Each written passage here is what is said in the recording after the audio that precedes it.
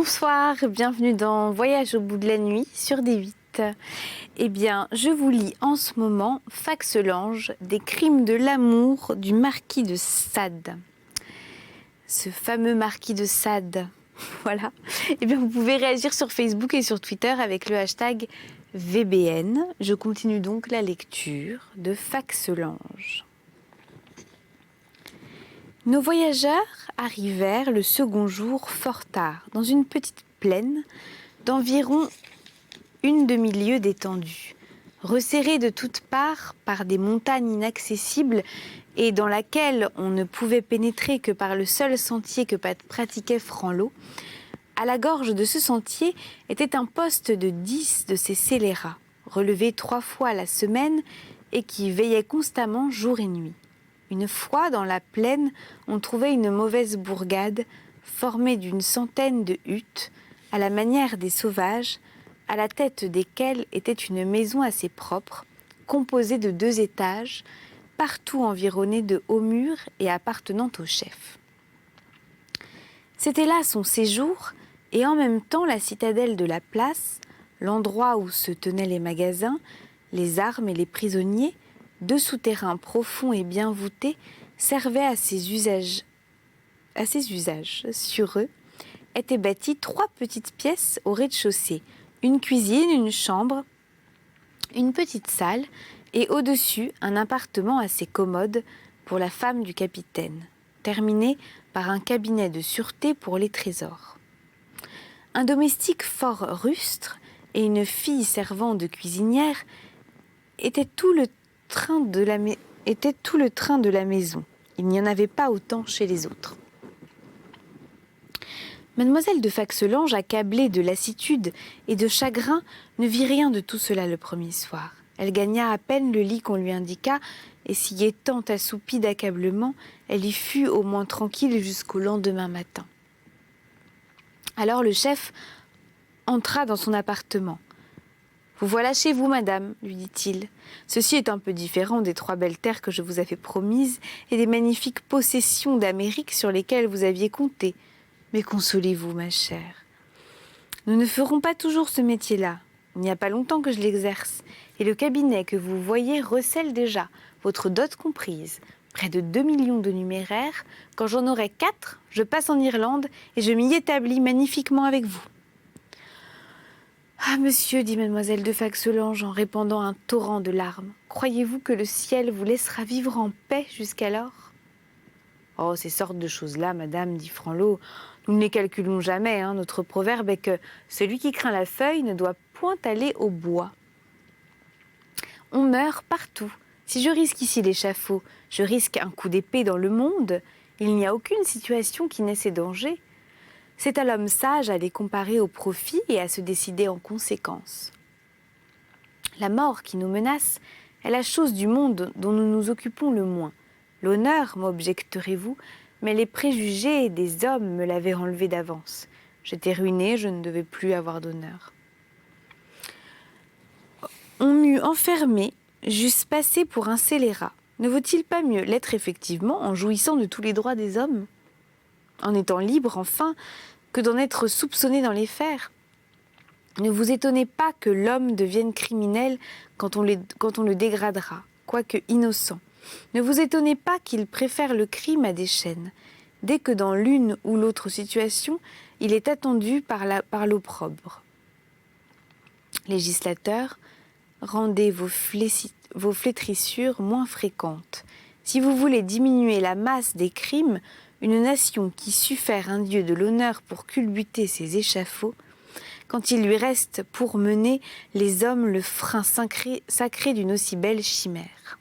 « Mais monsieur, interrompit ici mademoiselle de Faxelange, vous aviez pourtant à Paris toute l'apparence d'un honnête homme. » « Il le fallait bien pour vous obtenir, j'ai réussi, le masque tombe. » De tels discours et de semblables actions faisaient horreur à cette malheureuse femme, mais décidée à ne point s'écarter des résolutions qu'elle avait prises, elle ne contraria point son mari.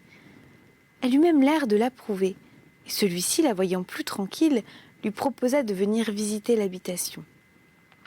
Elle y consentit, elle parcourut la bourgade, il n'y avait guère pour lors qu'une quarantaine d'hommes, le reste était en course, et c'était ce fond-là qui fournissait au poste défendant le défilé.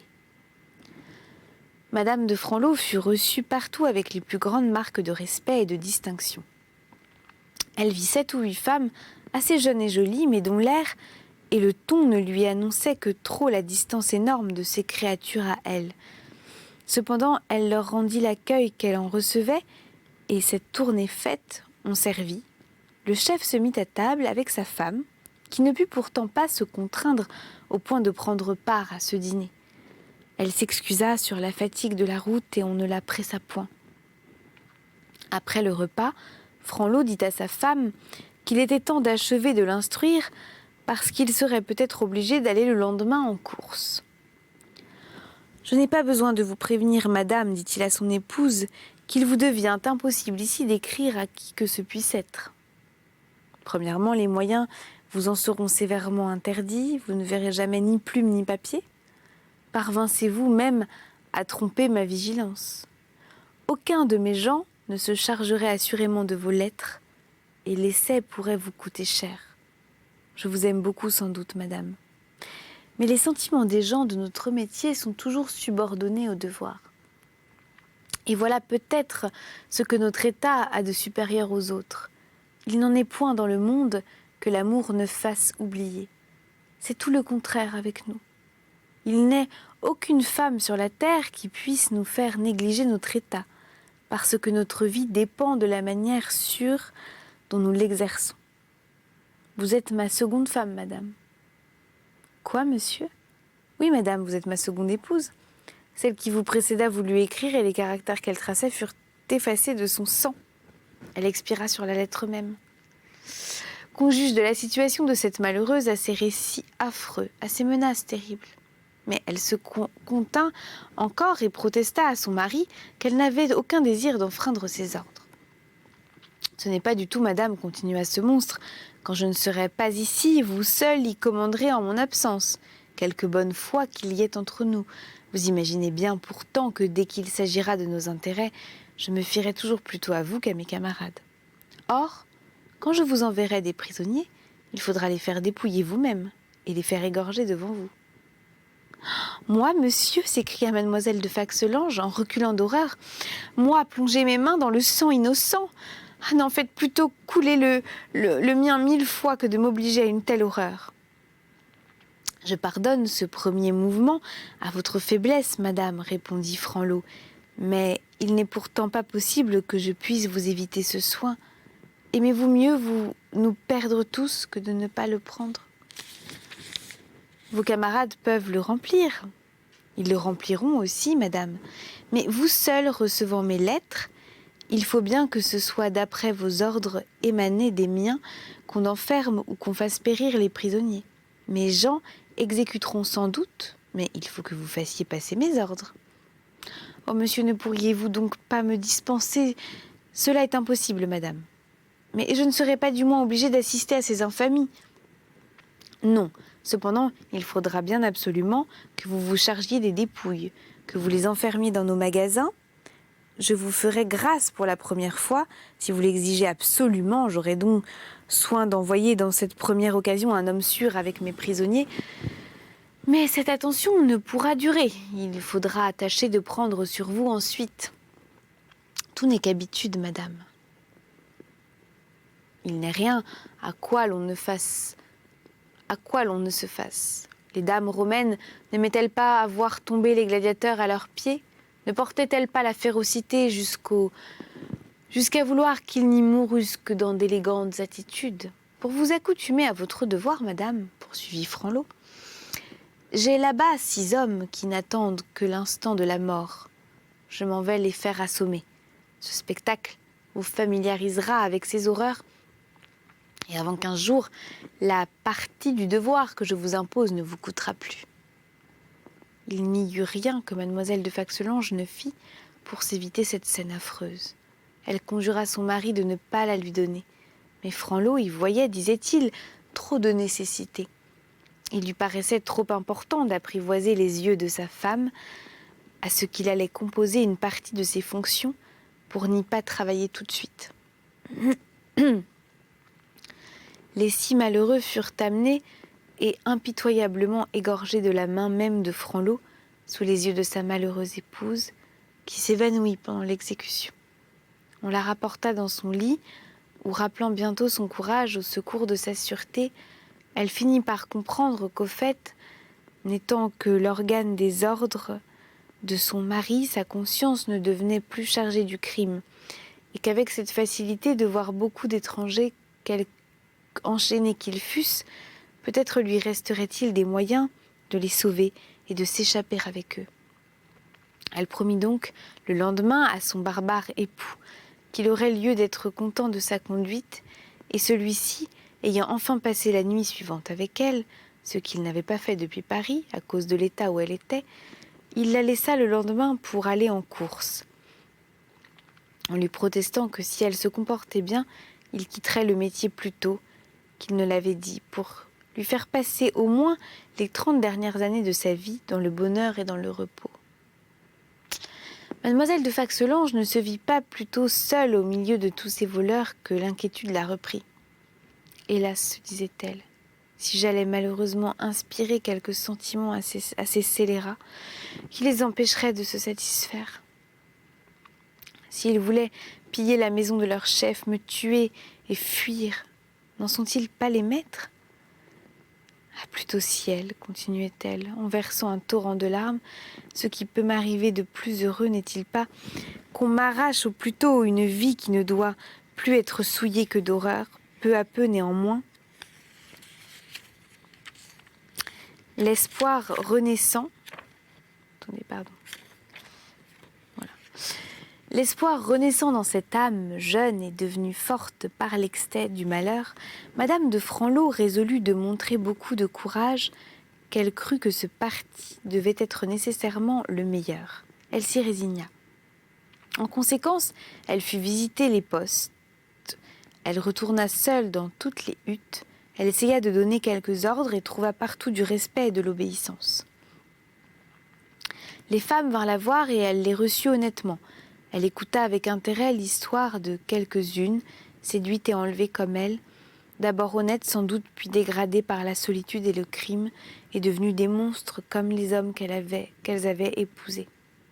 Au ciel, se disait-elle quelquefois, c'est infortuné, comment peut-on s'abrutir à ce point ? Serait-il donc possible que je devinsse un jour comme ces malheureuses ? Puis elle s'enfermait, elle pleurait, elle réfléchissait à son triste sort. Elle ne se pardonnait pas de s'être elle-même précipitée dans l'abîme par trop de confiance et d'aveuglement. Tout cela la ramenait à son cher Goé, et des larmes de sang coulaient à ses yeux. 8 jours se passèrent ainsi, lorsqu'elle reçut une lettre de son époux, avec un détachement de 12 hommes, amenant 4 prisonniers. Elle frémit en ouvrant cette lettre, et se doutant de ce qu'elle contenait, elle fut au point de balancer un instant entre l'idée de se donner la mort elle-même, plutôt que de faire périr ces malheureux. C'étaient 4 jeunes gens sur le front desquels on distinguait de l'éducation et des qualités. « Vous ferez mettre le plus âgé des 4 au cachot, lui mandait son mari. C'est un coquin qui s'est défendu et qui m'a tué 2 hommes. Mais il faut lui laisser la vie, j'ai des éclaircissements à tirer de lui. Vous ferez sur le champ assommer les 3 autres. Vous voyez les ordres de mon mari, dit-elle au chef du détachement, qu'elle savait être l'homme sûr dont Franlot lui avait parlé. Faites donc ce qu'il vous ordonne. Et en prononçant ces mots d'une voix basse, elle courut cacher dans sa chambre et son désespoir et ses larmes. Mais elle entendit malheureusement le cri des victimes immolées au pied de sa maison. Sa sensibilité n'y tint pas. Elle s'évanouit. Revenue à elle, le parti qu'elle s'était résolue de prendre ranima ses forces. Elle vit qu'elle ne devait rien attendre que de sa fermeté et elle se remontra. Elle fit placer les effets volés dans les magasins. Elle parut au village, elle visita les postes. En un mot, elle prit tellement sur elle que le lieutenant de Franlot, qui partait le lendemain pour aller retrouver son chef, rendit à cet époux les comptes les plus avantageux de sa femme. Qu'on ne la blâme point, quel parti lui restait-il entre la mort et cette conduite ? Et l'on ne se tue point tant qu'on a de l'espoir. Franlot fut dehors plus longtemps qu'il ne l'avait cru. Il ne revint qu'au bout d'un mois, pendant lesquels il envoya 2 fois des prisonniers à sa femme, qui se conduisit toujours de même. Enfin, le chef reparut. Il rapportait des sommes immenses de cette expédition, qu'il légitimait par 1000 sophismes, réfutés par son honnête épouse. « Madame, lui dit-il enfin, mes arguments sont ceux d'Alexandre, de Gengis Khan et de tous les fameux conquérants de la terre. Leur logique était la mienne. Mais ils avaient 300 000 hommes à leur ordre. Je n'en ai que 400, voilà mon tort. » « Tout cela est bon, monsieur, dit madame de Franlot, qui crut devoir préférer ici le sentiment à la raison. Mais s'il est vrai que vous m'aimiez, comme vous avez daigné me le dire souvent, ne seriez-vous pas désolé de me voir périr sur un échafaud près de vous? N'appréhendez jamais cette catastrophe, dit Franlot. Notre retraite est introuvable. Et dans mes courses, je ne crains personne. Mais si jamais nous étions découverts ici, souvenez-vous que j'aurais le temps de vous casser la tête avant qu'on ne me mît la main sur vous. Le chef examina tout, et ne trouvant que des sujets de se louer de sa femme, il la combla d'éloges et d'amitié. Il la recommanda plus que jamais à ses gens et repartit, même soin de sa misérable épouse, même conduite, mêmes événements, tragiques. Pendant cette seconde absence, qui dura plus de 2 mois, au bout desquels Franlot rentra au quartier, toujours plus enchanté de son épouse. Il y avait environ 5 mois que cette pauvre créature vivait dans la contrainte et dans l'horreur.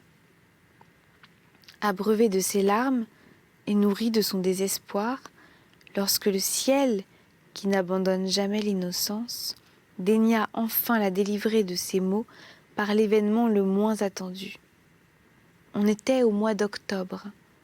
Franlot et sa femme dînaient ensemble sous une treille à la porte de leur maison, lorsque dans l'instant 10 ou 12 coups de fusil se font entendre au poste. « Nous sommes trahis, dit le chef en sortant aussitôt de table et s'armant avec rapidité. Voilà un pistolet. Madame, restez là. Si vous ne pouvez pas tuer celui qui vous abordera, brûlez-vous la cervelle pour ne pas tomber dans ses mains. » Il dit, et rassemblant à la hâte ce qui reste de ses gens dans le village, il vole lui-même à la défense du défilé. Il n'était plus temps. 200 dragons à cheval, venant d'enforcer le poste, tombent dans la plaine. Le sabre à la main, Franlot fait feu avec sa troupe.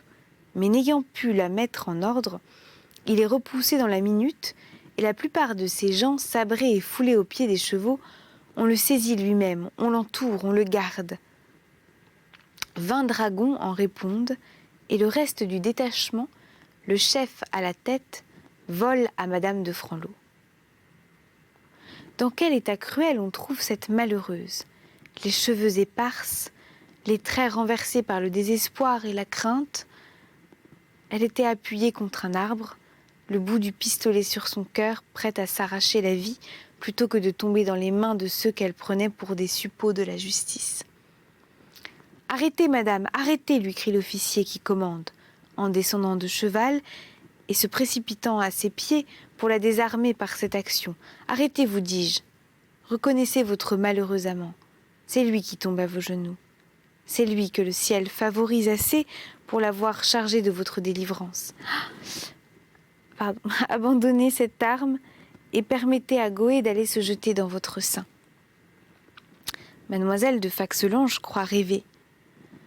Peu à peu, elle reconnaît celui qui lui parle et tombe sans mouvement dans les bras qui lui sont ouverts. Ce spectacle arrache des larmes de tout ce qui l'aperçoit. « Ne perdons pas de temps, madame, dit Goé, en rappelant sa belle cousine à la vie. Pressons-nous de sortir d'un local qui doit être horrible à vos yeux. Mais reprenons avant ce qui nous appartient. » Il enfonce le cabinet des richesses de Franlot. Il retire les 400 000 francs de la dot de sa cousine, 10 000 écus qu'il fait distribuer à ses dragons, met le scellé sur le reste, délivre les prisonniers retenus par ce scélérat, laisse 80 hommes en garnison dans le hameau, revient trouver sa cousine avec les autres et l'engage à partir sur le champ. Comme elle gagnait la route du défilé, elle aperçoit Franlot dans les fers. « Monsieur, dit-elle à Goé, je vous demande à genoux la grâce de cet infortuné. Je suis sa femme. » Que dis-je ? Je suis assez malheureuse pour porter dans mon sein des gages de son amour. Et ses procédés n'ont jamais été qu'honnêtes envers moi. Madame, répondit monsieur de Goé, je ne suis maître de rien dans cette aventure. J'ai obtenu seulement la conduite des troupes, mais je me suis enchaîné moi-même en recevant mes ordres. Cet homme-ci ne m'appartient plus. Je ne le sauverai qu'en risquant tout. Qu'au sortir du défilé, le grand prévôt de la province m'attend. Il en viendra à disposer. Je ne lui ferai pas faire un pas vers l'échafaud. C'est tout ce que je puis.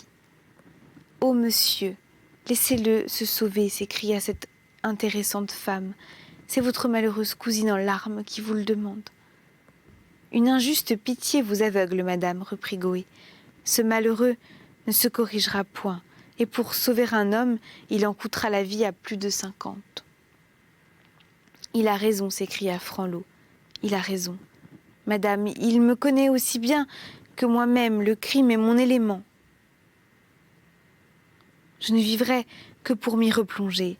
Ce n'est point la vie que je veux, ce n'est qu'une mort qui ne soit point ignominieuse.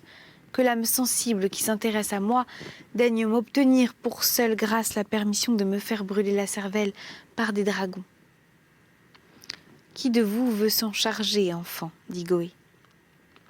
Mais personne ne bougea. Goé commandait à des Français. Il ne devait pas s'y trouver des bourreaux. « Qu'on me donne donc un pistolet, » dit ce scélérat. Goé, très ému des supplications de sa cousine, s'approche de Franlot et lui remet lui-même l'arme qu'il demande. Au comble de perfidie, l'époux de mademoiselle de Faxelange n'a pas plutôt ce qu'il désire qu'il lâche le coup sur Goé, mais sans l'atteindre heureusement. Ce trait irrite les dragons. Ceci devient une affaire de vengeance. Ils n'écoutent plus que leurs ressentiments. Ils tombent sur Franlot et le massacrent en 1 minute. Goé enlève sa cousine, à peine voit-elle l'horreur de ce spectacle. On repasse le défilé au galop. Un cheval doux attend mademoiselle de Faxelange au-delà de la gorge. Monsieur de Goé rend promptement compte au prévôt de son opération. La maréchaussée s'empare du poste, les dragons se retirent. Et mademoiselle de Faxelange, protégée par son libérateur, est en 6 jours au sein de ses parents. « Voilà votre fille, » dit ce brave homme à monsieur et madame de Faxelange, « et voilà l'argent qui vous a été pris. Écoutez-moi, mademoiselle, et vous allez voir pourquoi j'ai remis à cet instant les éclaircissements que je dois sur tout ce qui vous concerne. Vous ne fûtes pas plus tôt parti que les soupçons que je vous avais d'abord offerts que pour vous retenir vinrent me tourmenter avec force. Il n'est rien que je n'ai fait pour suivre la trace de votre ravisseur et pour connaître à fond sa personne. J'ai été assez heureux pour réussir à tout et pour ne me tromper sur rien. Je n'ai prévenu vos parents que quand j'ai cru être sûr de vous ravoir. On ne m'a pas refusé le commandement des troupes que j'ai sollicité pour rompre vos chaînes. Et débarrasser en même temps la France du monstre qui vous trompait, j'en suis venue à bout. Je l'ai fait sans nul intérêt, mademoiselle. Vos fautes et vos malheurs élèvent d'éternelles barrières entre nous. Vous me plaindrez au moins, vous me regretterez. Votre cœur sera contraint au sentiment que vous me refusiez et je serai vengée. Adieu, mademoiselle. Je me suis acquittée envers les liens du sang, envers ceux de l'amour. Il ne me reste plus qu'à me séparer de vous éternellement. Oui, mademoiselle, je pars. La guerre qui se fait en Allemagne m'offre ou la gloire ou le trépas. Je n'aurais désiré que les lauriers, quand il m'eût été permis de vous les offrir, et maintenant je ne chercherai plus que la mort. » À ces mots, Goé se retire, quelque instance qu'on lui fasse, il s'échappe pour ne reparaître jamais. On apprit au bout de 6 mois qu'attaquant Un poste en désespéré, il s'était fait tuer en Hongrie, au service des Turcs. Pour mademoiselle de Faxelange, peu de temps après son retour à Paris, elle mit au monde le malheureux fruit de son hymen, que ses parents placèrent avec une forte pension dans une maison de charité. Ses couches faites, elle sollicita avec instance son père et sa mère pour prendre le voile aux Carmélites. Ses parents lui demandèrent en grâce de ne pas priver leur vieillesse de la consolation de la voir auprès d'eux. Elle céda, mais sa santé s'affaiblissant de jour en jour, usée par ses chagrins, flétrie de ses larmes et de sa douleur, anéantie par ses remords, elle mourut de consomption au bout de 4 ans. Triste et malheureux, exemple de l'avarice des pères et de l'ambition des filles. Puisse le récit de cette histoire rendre les uns plus justes et les autres plus sages. Nous ne regretterons pas alors la peine que nous aurons pris de transmettre à la postérité un événement qui, tout affreux qu'il est, pourrait alors servir au bien des hommes. Voilà pour cette nouvelle Faxelange des crimes de l'amour du marquis de Sade. La prochaine fois, je vous lirai Florville et Courval ou le Fatalisme. Voilà, j'espère que vous serez au rendez-vous. Je vous souhaite une très bonne nuit.